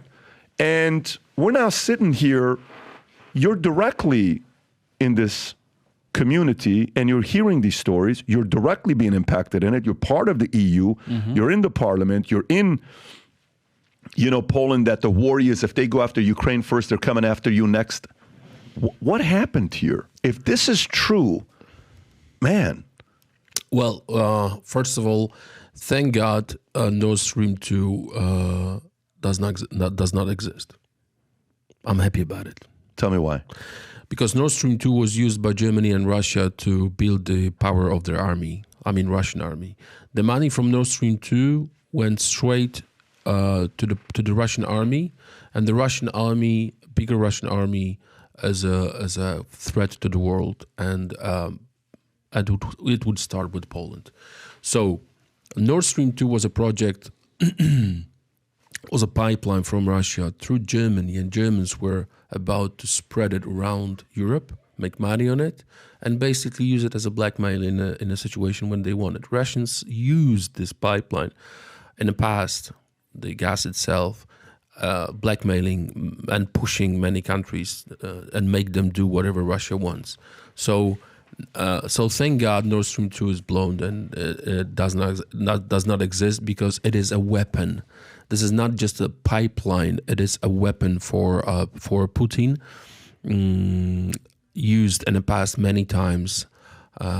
So I'm happy about it. Who did it? I don't know. Well, we had this Polish minister, this one, who tweeted this. I remember that. He's so stupid. Thank you, USA. I remember that. How can you? Who did that? Who was the? That's Radek Sikorski. He's in Donald Tusk's cabinet now, foreign minister For Poland. Yeah. Okay. How can you say that? How can you do this kind of thing? Well, you don't know, and then then Russian propaganda print this tweet and showed this in United Nations that attacked Americans for destroying Nord Stream 2. What do you think is the credibility of this story here? By the way, I have another one that says, how do Russians know that the UK... Oh, there you go. Yeah, he deleted it. Right. Yeah. But what do you do when you see a story like this, knowing the CIA told Zelenskyy don't do it, and then they did, that he may be tied to it? What do you think is the likelihood that he's tied to it? Well, it is possible to that he was not able to stop it. But if I would have to decide who to trust on this, I wouldn't trust Zelenskyy. You wouldn't trust Zelenskyy? No. Because if he would try to stop it, what would be the problem? It's not a James Bond movie. It's not like, oh, stop. It's a process. Come on. It's a joke. So how do you feel about Zelenskyy?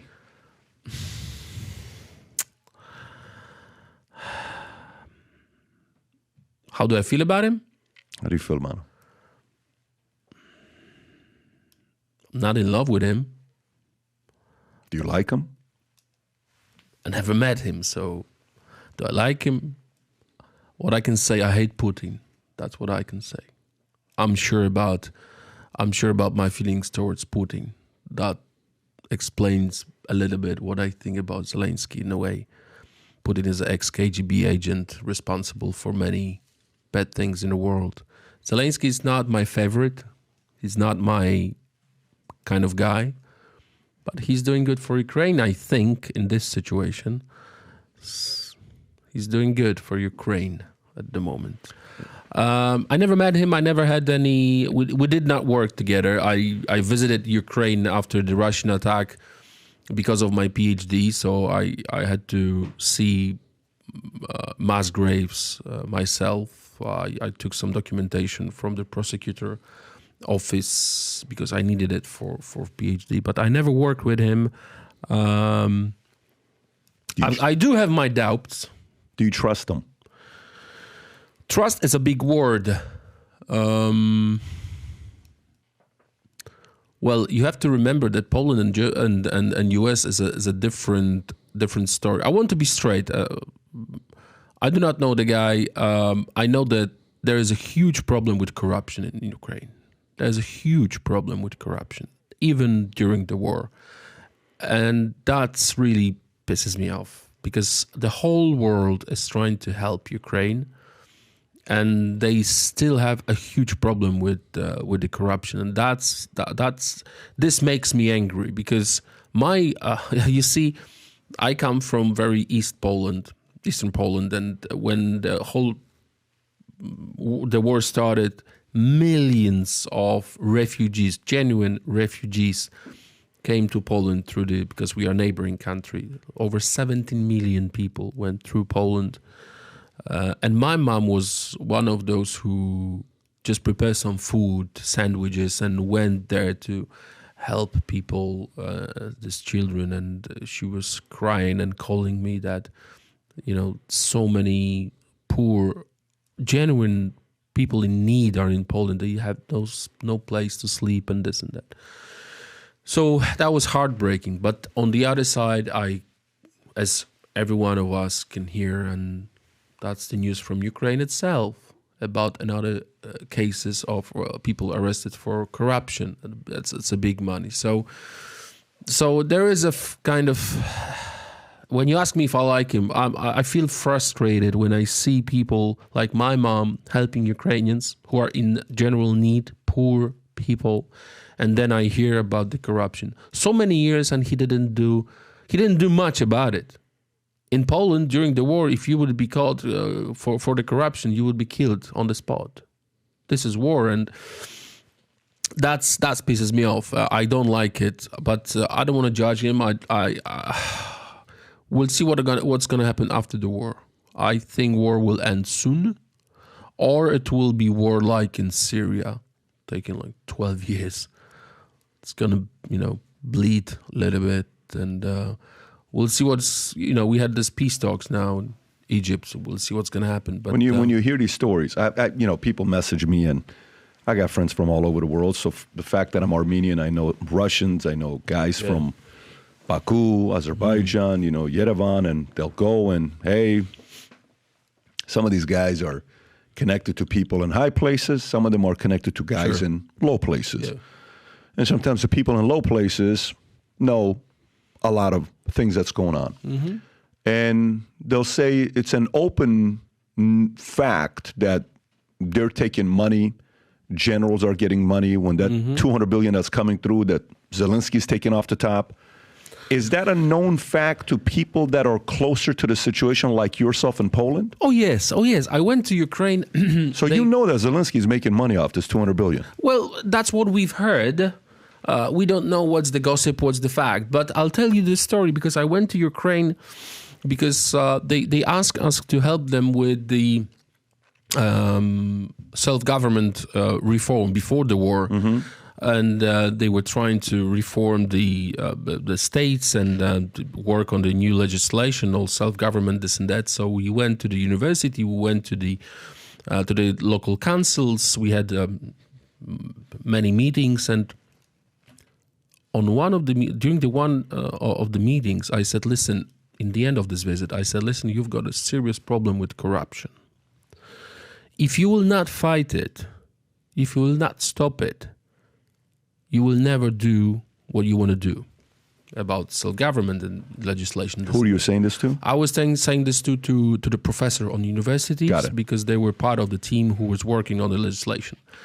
And the professor said, it's impossible. I said, what is impossible? To stop corruption. I said, okay, so maybe you should start thinking about stopping the corruption. And he said, it's impossible. We cannot start thinking about stopping the corruption because corruption is everywhere and it will never happen. So mental state of the professor. Expected.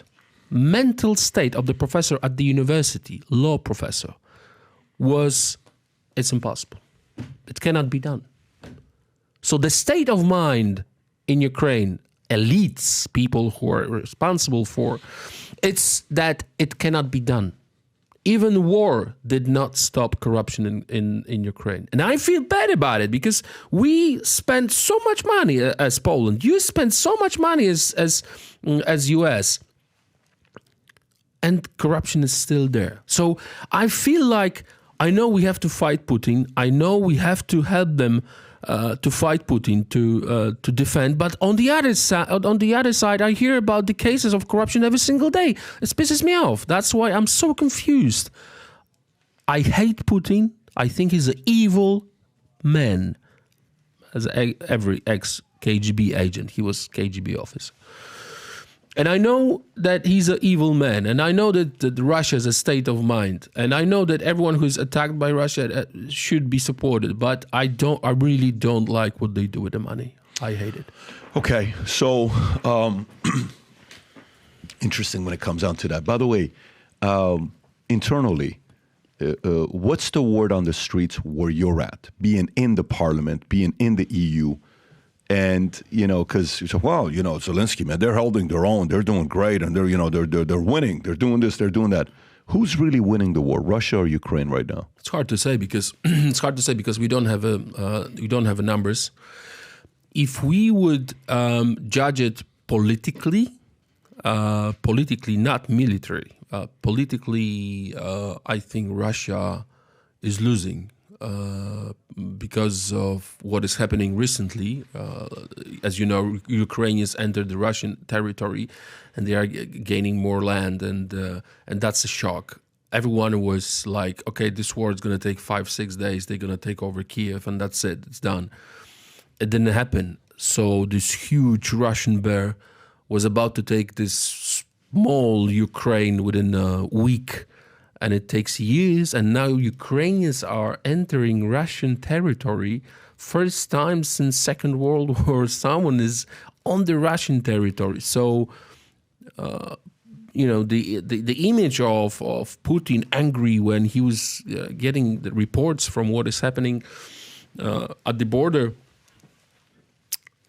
it doesn't look good for Putin. What is the real story behind it? What are the casualties? We do not have the... Apparently it's 500,000 on both sides. It's much more on the Ukrainian side. Much more. It's much more on the Ukrainian side. Got it. Yeah. So militarily, Russia's ahead. Yeah. Territory, some of the stories come out politically, maybe Ukraine isn't ahead because... Yeah. Okay. So on the Putin side, you know, when I talk to somebody who is Jewish and they're part of AIPAC, I know what their motives are to defend what is AIPAC, Jewish, no problem. Yeah. When I talk to somebody who is Muslim and they're pro-Palestine, I'm not surprised if they're going to say, you know, I'm against XYZ. When I talk to somebody who is a atheist, you know, I can see why, you know, Christians, Jesus, maybe you mock them, okay? And when I talk to somebody who is all the positions, when you talk to Putin, you know, Putin's motivations is Soviet Union, USSR, his hero, KGB's, what he did. He's a proud leader of his country, nationalist. He's a full-on nationalist about what Russia stands for. Now watch this. So you promise you're not going to make any advances with Ukraine being part of NATO, and you get involved, and you keep getting closer and closer and closer. Then last year, give or take around June, July, you guys start saying, NATO starts saying, we have to accelerate the process of, no, Biden said we have to possibly consider accelerating process, we can find out who said this, of Ukraine joining NATO. You're trying to get under the skin of the bear for him to say, look, guys, look, if you want to play this, let's play this. Then he goes to Iran. Then he gets closer to China, and you're pushing them to get. Historically, you don't want Russia and China to get too close. They're getting closer. So you're also playing with fire here. What do you say to people that are saying, look, he's just defending his country? Yeah, defending in what way? So if only because Ukraine is a neighboring country, it doesn't mean that they cannot decide about themselves. Why Ukraine should resign from... I'm not advocating, I'm just trying to be logical. Why sovereign independent country should decide about their future because they are neighbors with Russia? If they want to be the part of the NATO or European Union, why not? Only because they are neighbors with Russia? come on, they're not satellite state anymore. The way of thinking, Putin's way of thinking is that he's trying to rebuild Soviet Union, which means Ukraine was part of Soviet Union, Latvia, and many other states, right? Lithuania. So only because Ukraine is next to Russia, it doesn't mean that they will not be able to decide about themselves. Yeah. I do understand your argument that, okay, you shouldn't be doing this because Russia will react. You know, they are free people. They breathe the same way. They eat like we do. They do have the right to decide about themselves. Yeah, that's the one right here. Last year, July 2023, leaders agreed to expedite Ukraine's NATO membership. So a part of this, you're right. Ukraine can do that. Yeah, go for it. Do what you want to do. But in the behind closed doors, Putin's sitting there saying, listen, guys, we negotiated with you guys, and you guys said you guys weren't going to do this. You keep saying, we never have any intentions. We never have any intentions. And you keep coming further close to me. You want to do that, I have to protect what I got because my job is to defend in my opinion, this is not the real reason. That is only an excuse. You have to remember that Putin attacked Georgia in 2008. What was the reason to attack Georgian territory? Tanks went in and he killed a lot of Georgians. Every single time when someone is trying to grow, basically, because to be the member of the European Union in many cases, and NATO as a kind of growth, for Ukraine that would be growth in the beginning to be a member of the European Union. So what is the reason for Putin? Why did he attack Georgia, Ossetia? We know what is happening throughout the years. That's only an excuse. I do understand the argument, but they are free nation. And obviously, he attacked Ukraine because he knew that during the war, they will not be able to join NATO because the state in the state of war, the country cannot join NATO. That's the law, obviously. So that's why I think this war will take years. It's not going to end because that is the way to keep Ukraine out of NATO. And obviously for Russia, it is safer not to have Ukraine in NATO because they are neighbors. But is this the one you're talking about? In 2003, Putin began to consider the possibility of military solution conflict with Georgia after Georgia deported 4 suspected Russian spies in 2006. Russia began a full-scale diplomatic and economic war against Georgia. Was that the motive? What's the story behind the Russian spies, the 4 suspected Russian spies? So the spies are everywhere. They were in the past. They are going to be in the future. That's normal. Spies, it doesn't matter. The most important thing is that civilians, children were killed. So you cannot use this kind of excuse, spies, 6 or whatever. It doesn't. You cannot kill civilians. That was. You see that's why I'm trying to get into the genocide in my PhD because genocide is taking place in different places in the world now.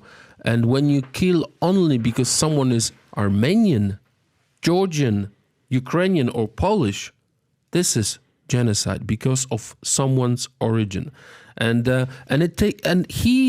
He doesn't need any reason to attack. If you will Google YouTube the attack on Georgia in 2006-8, you will see in 2008, you will see how many women and children were killed in Georgia. That's why Polish President Lech Kaczynski went to Georgia and he took like 6 presidents with him and stood up against Putin because he knew that after Georgia is Ukraine, then Baltic states, and then Poland, and after Poland, you never know what might happen. So you know when liberals or leftists in America will say, yeah, you support the NRA. You know, why do we have to have all these guns? And why do you have to have M16s? Why can't you just have a small little shotgun to protect your family? Well, because against tyranny, if the government eventually has weapons and they decide to come against me. Why are you so paranoid? That was such a long time ago. You think it's going to happen again today? Stop being so worried about what happened back in the days. Okay. So then the same people will sometimes criticize and say, look at these Jews. These Jews are thinking another Holocaust is going to happen. Are you crazy? Something like that's not going to happen. Why are you so paranoid about it? You know, that was something that was because of a guy named, it's not going to happen again. These guys want everybody to feel so sorry for them and, you know, all this other stuff. And, hey, Armenians in, you know, Nagorno-Karabakh, you know, you guys are so worried about, you know, Azerbaijan or, you know, Armenian. That was a long time ago, Erdogan. You don't have to worry. We're not going to do that to you again. That's not going to happen. Relax. Why are you guys so paranoid? It's not a big deal. Let's just, you know, why are you guys, why are you so worried about, you know, Russia? They're not going to do that to you again, or Hitler, or all this. These natural fears that we all, even Muslims have the fear. So, you know, it's all America's fault. Look all the money they made and they destroyed us and all we all have a little bit of that, right? But it's not only about fears, it's about experience. I'm with you. I lived in Iran 11 years almost. So I know what it is to be bombed 165 times in a day. And trust me, as an 8-year-old kid, 6-year-old kids, you remember this stuff when we are escaping and I'm living in the capital while the war is happening and I'm born 78, October 18th, you know, you and I are 4 or 5 months apart. So during the peak, I'm there. I witnessed the whole thing on what's going on, right? So with all these fears, realities, experiences that we all individually have where it becomes your truth, right? You know, as a people, we make fun of your truth, but it is truly your life. It's your experience, right? How do you maneuver between all these fears, prides, heritage, protection, values that you were raised by your parents, maybe the enemies that offended you, maybe the people that took away your father, your mother, a sibling? Everybody has it. How do you maneuver with all these fears, anxieties, and insecurities and still find a way to make sure World War III doesn't become a reality? Because we're kind of flirting with it a little bit right now. Before I answer, I'd like to do a small introduction. I was born in 1979.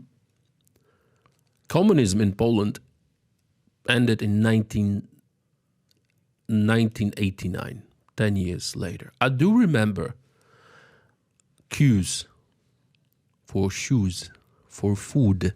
I remember communism. I remember when my mother asked me to stay in a queue all night for shoes. I didn't get them. Was not enough. Queue? What do you mean queue? I was in a queue. In line to get shoes. Yeah. For the shop. Your mom would say, wait in line to get the shoes. Yes. So I had to stand there all night. My sisters were... How old are you? I was, I don't know, 6, 7. I do remember communism. Yeah, there you go. That's Poland. That's communism. And I'm proud that I'm here now in Florida speaking English. I had to learn Russian. You know that we didn't have. I never learned English at school. We had to have Russian. Having a conversation with you, because you are a perfect example of American dream. Look at this. Having your experience with Iran, Muslim radicals, and me, communists, and we are both here. I'm confident you are a perfect example. When we had this conversation about Islamists, not the Muslims, Islamists, you are the perfect example, and I am perfect example of the communism. You can win with extremism, you can win with communists, but you have to fight, and then you are successful. I would never say that I will be elected 4 times for the Congress and then for the European Parliament. It's a very, very hard elections, like really hard. And I wouldn't say never that someone will ask me in my life if I'm going to run for president. And I'm keep asking, everyone is asking me about it. So my fear is rather an experience now when I'm 45.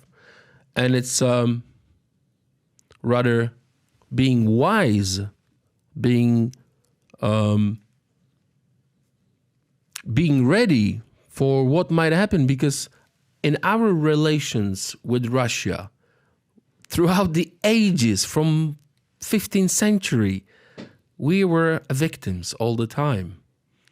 The 70 years, I do remember that. We went from communism, 10 million people joined Solidarity in Poland, 10 million people. So if you're asking me about what we're going to do about Muslims, look what is happening now in Great Britain. People are on the streets. It's gonna spread, other countries will join, and it's gonna be a conflict if politicians will not be brave to stop this madness. Nothing will change. People will go on the streets and will fight, because it's not about riots. It's not about political differences. People cannot trust police services. They have to protect themselves in many cases. In Sweden, I remember I visited my friend in Sweden, and he says, okay, I'll show you no-go zones. And we went to no-go zone, and in a car, I just took my phone. I was about to start recording, and there was like 30 seconds. They were running with the knives, and we had to run. You do have no-go zones where you really do not go. Police do not go. It's not like in Chicago that, okay, that's a gang neighborhood. You don't go there because something might happen. In Sweden, if you go to no-go zones, you are dead. So this madness, it has to be stopped, because we are responsible for this time on Earth, on this planet, which was given by God, and we're gonna sit and cry, or we're gonna fight. I'm ready to fight, and I'm gonna fight politically. You've got a great tool. You're so popular. You have, and you can have people to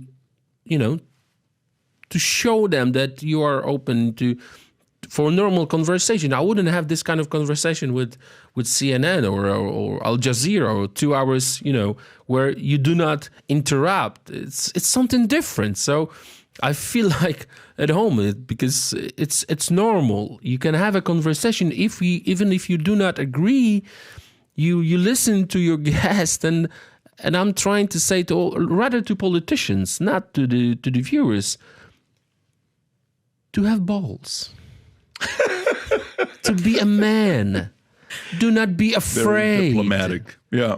I'm trying to be as simple as possible. Yeah. If you do not have this strength, go to the business, do something else. Mm-hmm. Yeah. Well, you got kids, you got not yet. Not married. Not married, no kids. You're not married I'm yet. not. So you're engaged. Not yet. Also not engaged. No. Are you ready? Yes. Yeah. I'm free. I think yes. Do you want kids, or you? Of course, yes. Okay, so you do want. Absolutely. I'm a family guy. Absolutely. Yeah. First of all, I got 4. You're gonna have the time of your life, and I think it is time. It is time now. It is time for. I'm about to finish my house. I'll show you later. I look forward to it, brother. So, this has been great. Thank you. Truly, I've really enjoyed it, and I can talk to you for a couple hours, because for you, anybody that has the kind of, pride, conviction, whether a person watches right now, like, I agree, so he's right, I disagree. Regardless what anybody says, the level of conviction you got, a person has to respect. And you got a lot of that. And I appreciate you. Not a long flight. It was just from Poland. No, it's just not like a long flight. I'm here for a couple of weeks, so maybe next year we're going to have another conversation. This was great, brother. Thank you. Take care. Thank you very much. Thank you. Tell me you don't love this guy. Tell me you don't love his patriotism on how much he loves his country. Don't you just respect somebody that loves their country as much as this guy does? Well, listen, I love America, and I'm America first. If that's you and you believe the future looks bright, we have a new supply of the best hat we've been selling, the USA hat with the future looks bright on the side. Sport this especially for the rest of the year with everything that's going on. If you're a proud American and you believe the future looks bright, every time we announce this hat, we sell thousands, and then we have to wait 3 months to get a new shipment in. Click on the link below, place your order, sport the gear, USA with future looks bright.